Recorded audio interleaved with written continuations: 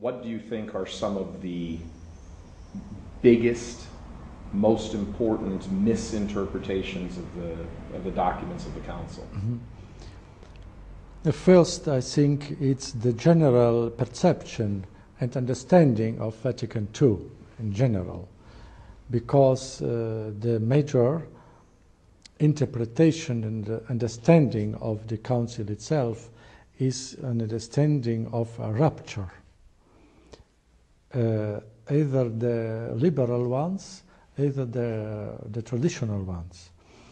And so we have to, it is necessary to have an official interpretation that states that the Second Vatican Council means not, had not the intention, the finality, to make a break with the past.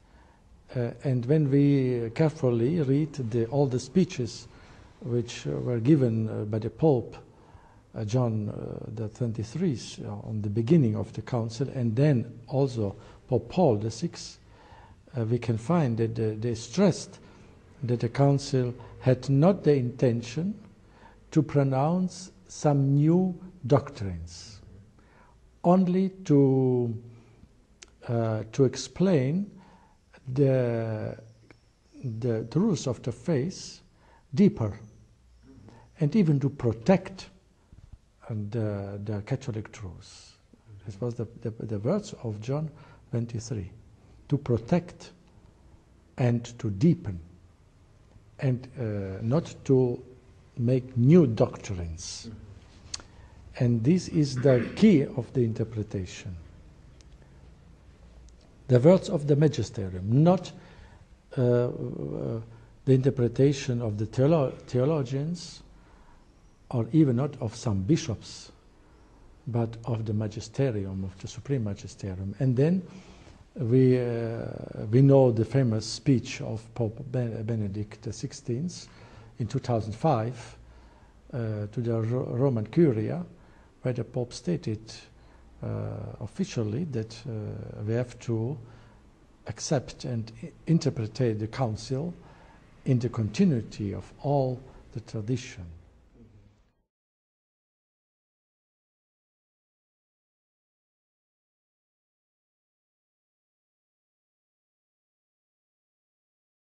When I was growing up in the 50s, we were taught to never touch the sacred body with our teeth even. It was, you know, you had to try to get it down just with your tongue. I was away from the church for 28 years, but when I came back and they were receiving on the hand, at what point did they change to receiving on the hand, and why? What was the thought behind doing that? Yes, this issue to change the traditional manner of reverence and to stand and to receive in hand came from the Netherlands during the Second Vatican Council still. And they introduced this without permission of the Church. The bishops and clerics in Netherlands introduced this new manner illicitly and spreading all over the North Europe countries, Belgium, Germany, France, Austria. It was spreading like a cancer. And then the Pope Paul VI had forbidden this in 67. But the bishops of these countries continued to press the Pope, and then the Holy Father made he asked all the bishops of the world, everyone, his meaning about this new manner of receiving Holy Communion. And the qualitative majority of the bishops all over the world rejected this new manner of receiving in hand because of the danger of loss of fragments, of decreasing of the faith or devotion. And so the qualitative majority of all the bishops of the world, 68, rejected this as dangerous. And even so, 1 year later, 69, the Pope gave the permission to these bishops. Even so, the Pope was not so content with this. This is a fact you can read. There are books published with all the documentations about this. It is true that even in the times, in the first centuries, when the people could, when the Holy Sacrament was put on the palm of the hand, it was not allowed to touch with the fingers the Holy Sacrament. Right. Never. Only the priest had to touch this with the fingers. Right. It is right to, because the priest is in the Holy Mass acting in the person of Christ, in persona Christi. As Vatican II says very frequently. Yes, and so this manner of receiving Holy Communion in this very minimalistic manner of devotion and adoration, it is not from Vatican II. The contrary, yes. It was against Vatican II.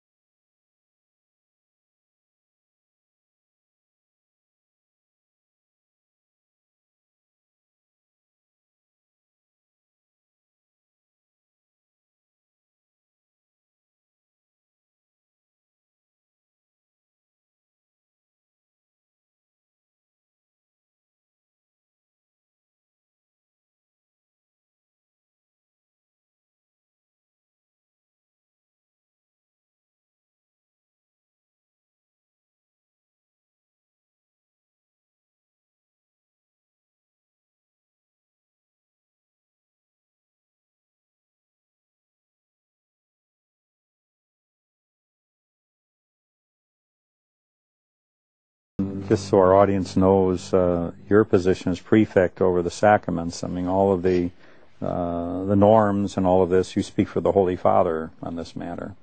So, yes. For the whole world. All matters touching the sacred liturgy, yes. For the Latin Rite. Mm-hmm. The Pope could do all himself, but yes. It would be too much. Right. So he always has a cardinal who is in charge of that. Mm-hmm. But in his name. Yes, I think this is important. So what we're going over here is what the Holy Father wants. So this isn't your whim. Definitely. So, it's not yeah. my document. Right. It's a document of our congregation and the Congregation for Doctrine of the Faith, which we have submitted to the Holy Father, yes. which he has read, which he has corrected, amended, mm-hmm. and put in all the things he wants, mm-hmm. and then approves. And then approves. So this is very That's important. what we have in front of us. So we're talking about, this is no small matter. What is Section 8? Then paragraph 92 is saying similar thing for receiving on the tongue or receiving in the hand. Yes. And the way to, I cut it short this way. Holy Communion is received on the tongue. That is the normal in the Latin Rite. Okay. But if in a country the bishops want that it be received in the hand, mm-hmm. the bishops must discuss it at their plenary meeting and vote by 2/3 majority. Really? Before they come to you? It. Before they come to you? And then they refer it to our office. Yes. When we ratify it, then it is allowed to receive in the hand mm-hmm. in that country. Mm-hmm. And then the other, they can still receive it on the tongue, though. Always. Mm.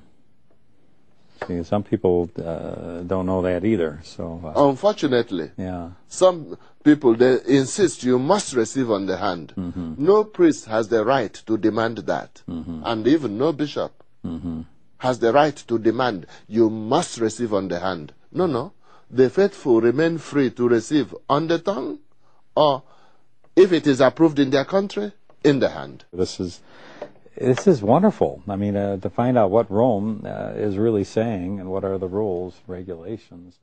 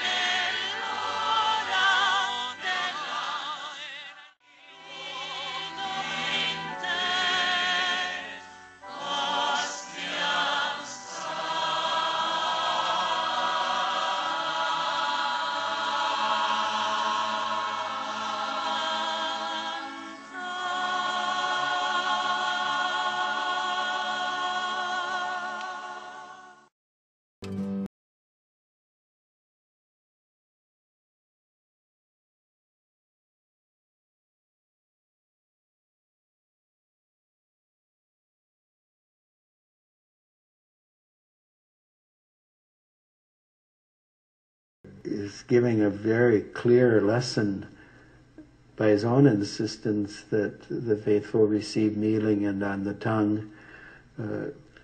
He's teaching us something. I mean, this is a decision which he obviously made with much thought and for good reasons. And so, to me, it is the case for us to teach the faithful once again about the reverence, due reverence for receiving Holy Communion, and to encourage them to consider a return to that traditional form of communion, kneeling and receiving Holy Communion on the tongue.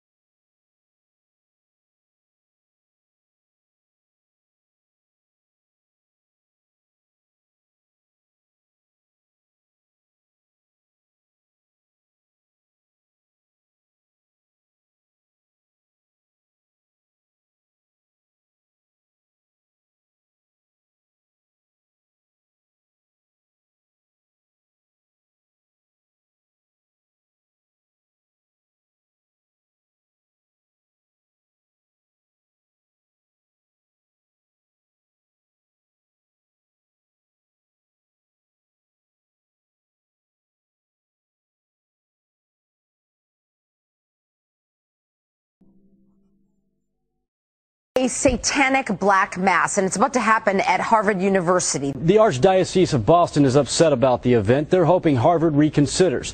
But even though it will be happening on campus, it doesn't appear school administrators will be getting involved. A Harvard University student club is hosting a satanic black mass reenactment to celebrate witchcraft and satanic worship. The ritual is expected to take place at an on-campus bar May 12th, and the Harvard Extension Cultural Studies Club will be hosting. The performance will be conducted by the Satanic Temple, a group known to stir up controversy. The Archdiocese of Boston is firing back with this response. The Catholic community in the Archdiocese of Boston expresses its deep sadness and strong opposition to the plan to stage a black mass on the campus of Harvard University in Cambridge. They go on asking believers to pray for those involved in the event and that Harvard disassociates itself from the activity. Reenactment of a satanic mass is scheduled to be held in the basement of this Harvard University building, and it has raised the question, is it education or a religious attack? A planned mass has created controversy at Harvard University, not the usual religious mass, but a black mass, and it's attracted the attention of the Catholic Church and students. The Archdiocese of Boston wants the university to put a stop to it. In a statement, the church says, in part, this activity separates people from God and the human community. It is contrary to charity and goodness, and it places participants dangerously close to destructive works of evil. Now, in response to the Black Mass, St. Paul's Catholic Church, which is associated with Harvard University, is holding a holy hour at the same time. Reporting live in Cambridge, Katie Brace, WB.